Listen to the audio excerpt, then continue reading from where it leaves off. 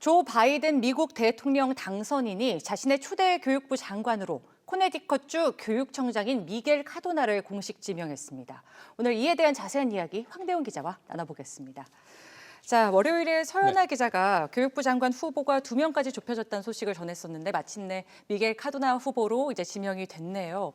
어떤 점들이 고려가 됐는지 궁금합니다. 마지막까지 남은 두 후보가 이 미겔 카도나 교육청장하고 하버드대의 이 레슬리 패닉 교수였죠. 네. 이 패닉 교수는 흑인 여성이었습니다. 네, 이번에 지명된 카도나 교육청장은 라틴계인데요. 할아버지가 푸에르토리코의 농부였는데 미국으로 이민을 온 경우라고 합니다. 둘 다 유색 인종이고 바이든 행정부의 다양성을 더해줄 수 있는 후보들이었죠. 어제자 뉴욕 타임즈 기자에서는 카도나 후보가 좀 더 중립을 지켜왔다는 점이 높은 평가를 받았다고 보도했습니다. 네. 일제고사, 교사 평가, 사립학교 문제 이렇게 민주당과 공화당의 입장이 부딪히는 이 논쟁적인 사안들에 대해서 다른 후보들은 한쪽 입장을 상당히 강하게 지지하는 편이었다 보니까 그만큼 반대하는 사람들도 많았다는 것이죠. 그런데 카도나 교육청장은 정책을 제시하는 자리라기보다는 주어진 정책을 실행하는 자리에 있었던 후보입니다. 그래서 논쟁적인 사안들에 대해서 비교적 치우치지 않는 입장을 가지고 있었고요. 이번에 지명을 받고 난 뒤에도 양대 교원 노조에서 모두 환영 성명이 나왔고 공화당도 특별한 반응을 내놓지 않았습니다. 열렬한 지지자는 없었지만 큰 반대 세력도 없었다. 이렇게 요약할 수 있겠습니다. 카도나 청장이 좀 더 중립적이기도 했지만 상대적으로 안전한 선택지였다 이렇게 볼 수 있겠네요. 또 어떤 점들이 좀 높게 평가가 됐습니까? 실제로 성품도 좀 중립적이라는 평가도 있고요. 이게 좀 반대하는 의견을 가진 사람과 경청하고 설득하는 자세를 갖췄다 이런 평가도 나오는데요. 네. 미국에서 교원 노조들이 학교 개방에 반대를 하면서 트럼프 정부와 갈등을 빚었다는 소식 여러 번 전해드렸었죠. 그랬었죠. 예, 카도나는 학교를 개방하자는 입장이었습니다. 그럼 당연히 학교를 개방하면 안 된다고 하는 교원 노조와는 이제 갈등을 빚었겠죠. 예.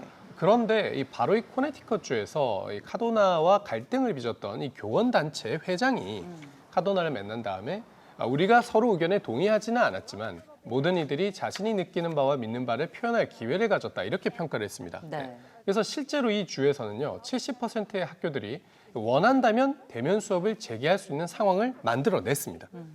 근데 조 바이든 당선인도 취임하면 100일 안에 대면 수업을 재개하자 이렇게 말을 하고 있거든요. 예. 그러니까 생각이 다른 집단과 대화와 설득을 통해서 이 학교를 안전하게 개방하는 정책을 추진할 교육부 장관으로는 이 카도나가 적임자라고 생각을 했을 겁니다. 확실히 다양성을 확대하는 측면에서 좀 부합하는 후보가 아닐까 싶어요. 네. 미겔 카도나가 공립학교 출신이란 배경도 많이 강조가 되고 있는데요.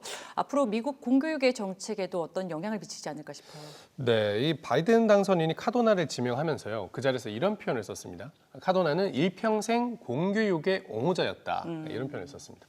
이게 앞서 트럼프 정부의 이 베시 디보스 장관하고 굉장히 대비되는 이력이라는 걸 보실 수가 있는데요. 디보스 장관은 집안도 상당히 부유했습니다. 사립학교를 나와가지고 사립학교를 지원하는 정책을 많이 추진했었거든요. 어떻게 보면 엘리트라고 볼 수도 그렇죠. 있겠네요. 네. 근데 카도나는 어렸을 때 공공주택에서 자랐습니다. 가족 중에서 대학을 진학한 사람이 처음이었다고 해요. 예. 지금 자녀가 둘입니다. 초등학생인데 둘 다 공립학교를 보내고 있어요.